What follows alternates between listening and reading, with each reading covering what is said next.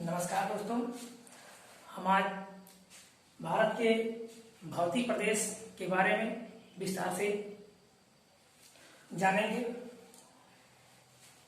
कि भारत का भौतिक प्रदेश है, कैसे कैसे कितने भागों में विभाजित है और भौतिक प्रदेशों से हमको क्या लाभ प्राप्त होते हैं। जो गंगा का मैदान या हिमालय या तटीय क्षेत्र, इनसे क्या क्या प्रक्रियाएं हमारे लिए लाभप्रद हैं या वे कैसे हमारे देश को प्रभावित करते हैं, इसके बारे में विस्तार से जानेंगे। आइए देखते हैं भारत का भौतिक प्रदेश। भारत को 4 भौतिक प्रदेशों में बांटा गया है। याद रखिएगा, 4 भौतिक प्रदेशों में। उत्तर का पर्वतीय क्षेत्र, विशाल मैदान, प्रायद्वीपीय पठार, तट एवं द्वीप। यदि क्षेत्रफल की दृष्टि देखा जाए तो भारत का 10.6% पर्वत, 18.5% पहाड़ियां, 27.7% पठार और 43.2% मैदान है। यानी मैदानों का क्षेत्रफल सबसे अधिक है। इसमें आज हम सबसे पहले हिमालय की उत्पत्ति, जो उत्तर का पर्वतीय क्षेत्र है, इसके बारे में विस्तार रूप से पढ़ेंगे। हिमालय की उत्पत्ति कैसे हुई, हमारे लिए कैसे लाभप्रद है। तो हिमालय को 4 भागों में बांटा जा सकता है। ट्रांस हिमालय, दीर्घ हिमालय, लघु हिमालय, शिवालिक हिमालय। इनका निर्माण जैसे जैसे हुआ उसी आधार पर इनको क्रम से लगाया गया है। यानी जब हिमालय की उत्पत्ति हुई उसके पहले ट्रांस हिमालय की उत्पत्ति हो चुकी थी। ट्रांस हिमालय की उत्पत्ति हो चुकी थी। तो ये जो हिमालय की उत्पत्ति हुई है, ये यूरेशिया यानी यूरोप और एशिया के जो भूखंड है वो और भारतीय भूखंड के टकराने से हिमालय की उत्पत्ति हुई है। याद रखिएगा, 2 चीजों को टकराने से, भारतीय भूखंड और यूरेशिया पर्वत के टकराने से हिमालय की उत्पत्ति हुई है। इसको याद रखिएगा आप लोग। जिसके बारे में हम पढ़ने जाएंगे वह किससे बना है? यूरेशिया पर्वत, जो यूरोप और एशिया का भाग है, और भारतीय भूखंड के टकराने से। और जो ट्रांस हिमालय है, तो हिमालय जो पर्वत है उससे पहले बन चुका था। ट्रांस हिमालय में जीवाश्म पाए जाते हैं। याद रखिएगा, जीवाश्म पाए जाते हैं। ट्रांस हिमालय में जीवाश्म पाए जाते हैं जो करोड़ों वर्ष पहले जमीन में दब गए होते हैं। तो ट्रांस हिमालय में जीवाश्म क्यों मिलते हैं? ये जो जीवाश्म हैं ये सागरीय जीवों और वनस्पतियों के हैं। तो केवल ट्रांस हिमालय में जीवाश्म मिलते हैं और सब में जीवाश्म नहीं मिलते। याद रखिएगा, ट्रांस हिमालय में जीवाश्म मिलते हैं। और ये पहले इसको टेथिस हिमालय के नाम से भी जानते हैं। टेथिस सागर जो पहले था उसका धीरे धीरे अलग प्रक्रिया हुई और विवर्तनिक सिद्धांत के आधार पर टकराने से ये टेथिस सागर अलग हो गया या विलीन हो गया, और इस प्रकार वहां हिमालय की जो उत्पत्ति हो रही है उसमें ट्रांस हिमालय पहले से था। इसकी चौड़ाई 40 किलोमीटर है, जो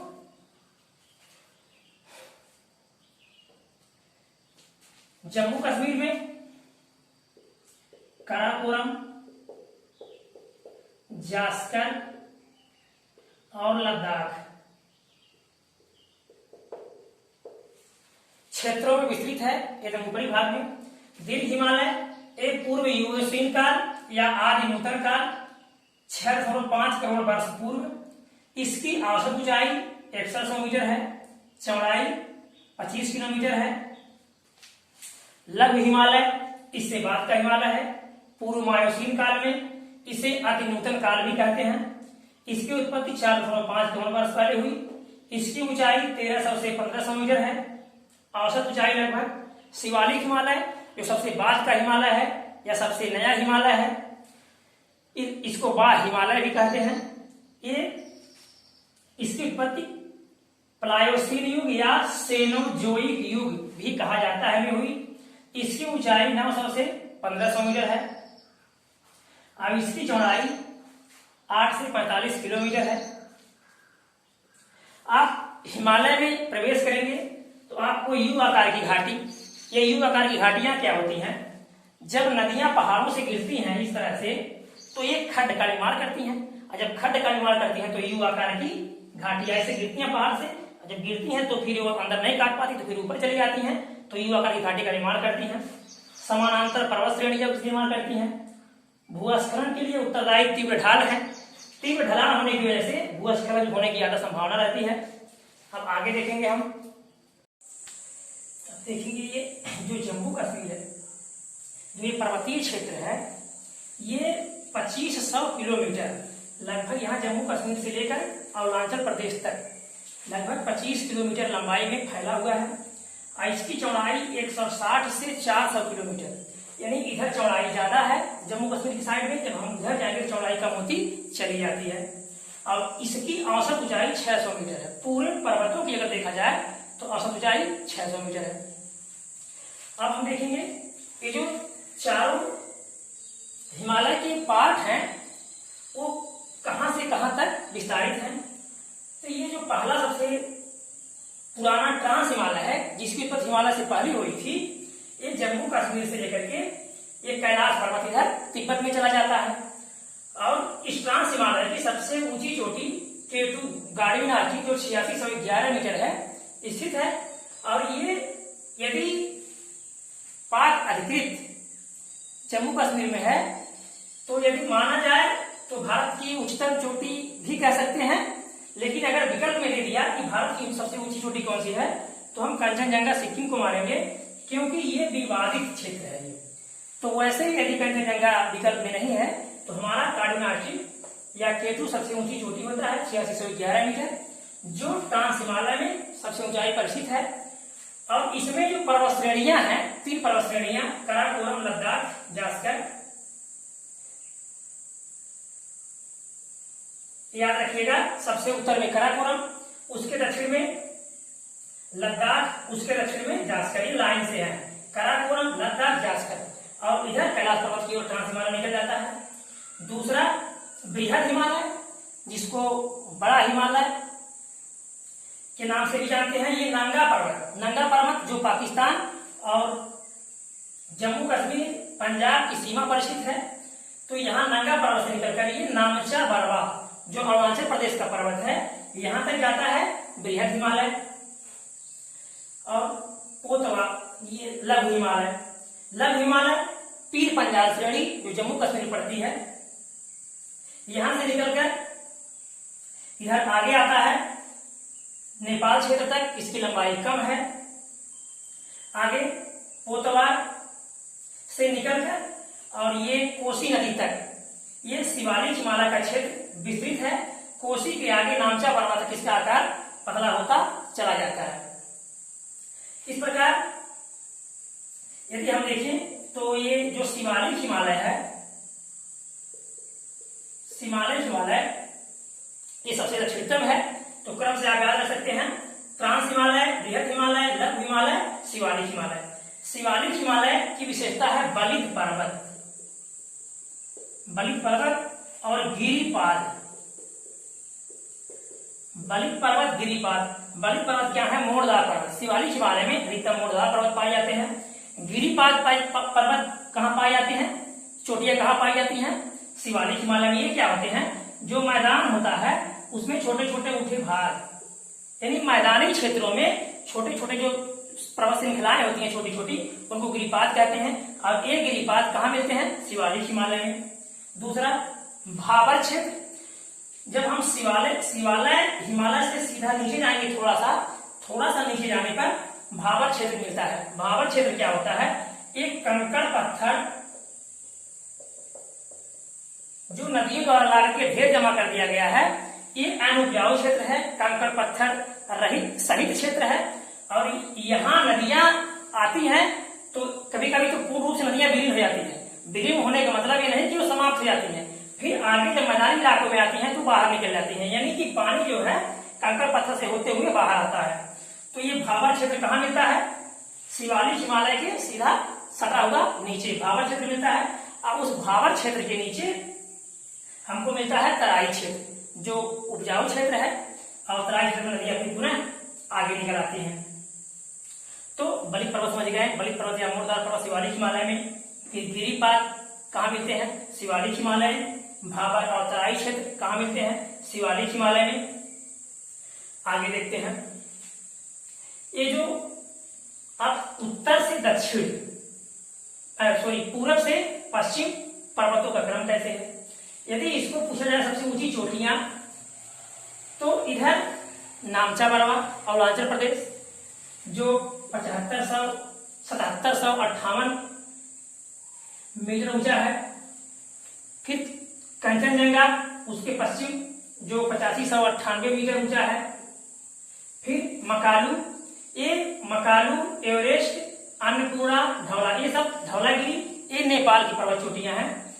तो मकालू 8481 मीटर, एवरेस्ट 8848 मीटर, जिसको नेपाल तिब्बत में चोमालुंगमा के नाम से जानते हैं। ये विश्व की सबसे ऊंची चोटी है एवरेस्ट। माउंट एवरेस्ट विश्व की सबसे ऊंची चोटी है।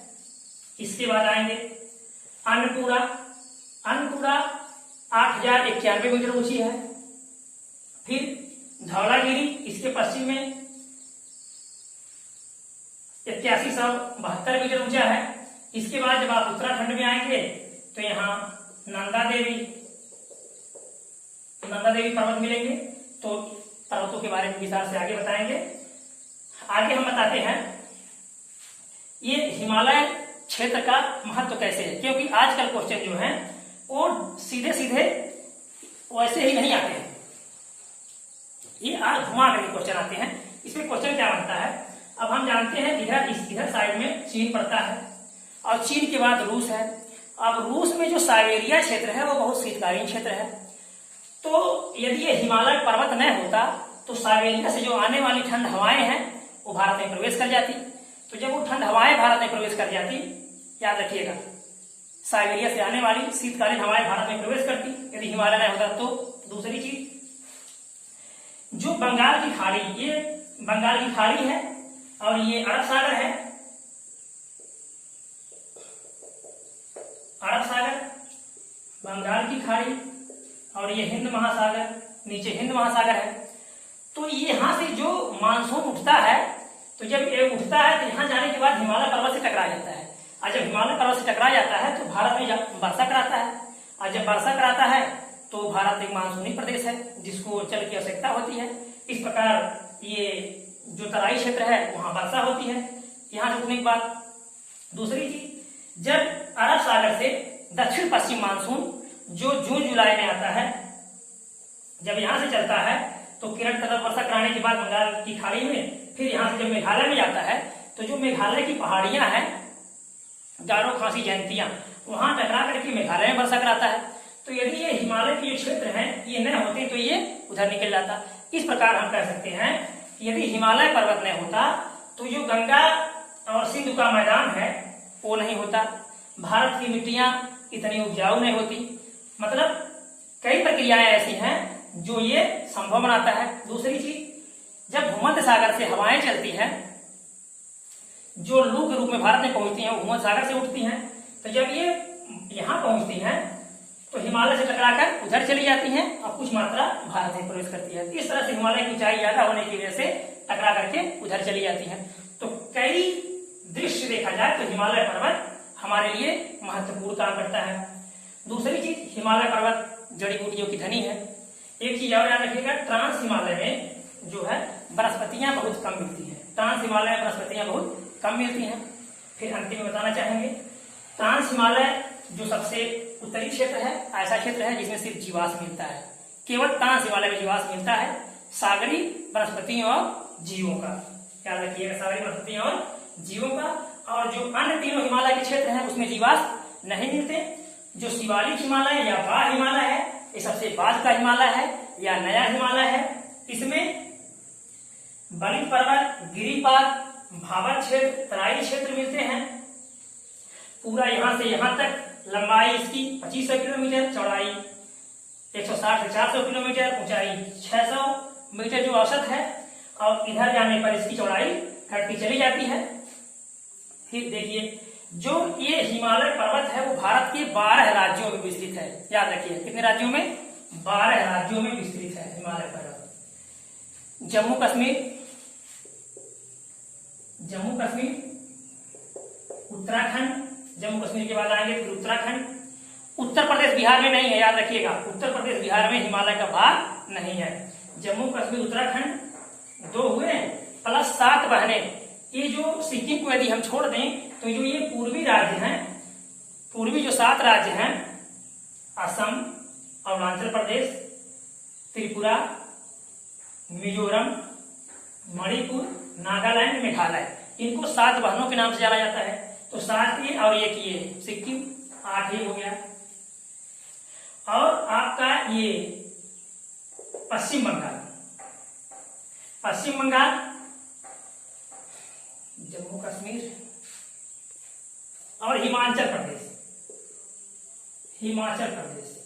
तो जम्मू कश्मीर, उत्तराखंड, हिमाचल प्रदेश और पश्चिम बंगाल 1, जम्मू कश्मीर 2, उत्तराखंड 3, हिमाचल 4 और 8 ये, 8 4 12।